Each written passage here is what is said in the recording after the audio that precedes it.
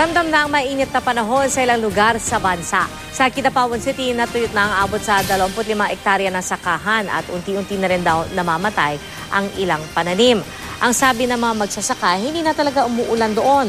Base po sa datos ng The Weather Company, posibleng may mahinang ulan sa ilang lugar sa Mindanao kasama na ang Kidapawan. Magiging maaliwalas naman ang panahon sa malaking bahagi ng Visayas pero posible pa rin ang mahinang ulan sa silangang bahagi. Magkakaroon naman ng mahinang ulan sa ilang bahagi ng Timog Luzon pero magiging mas maaliwalas naman sa iba pang bahagi nito. Bukas, posibleng umabot sa 32 degrees Celsius ang init factor dito sa Metro Manila.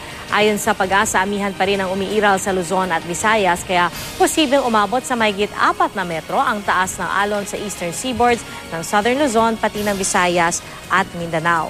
Para naman po sa iba pang weather update, bisitahin ang www.imready.ph o hanapin ang I Am Ready PH sa Facebook, Twitter at Instagram. Magplano para sigurado, I Am Ready, serbisyong totoo ng GMA News.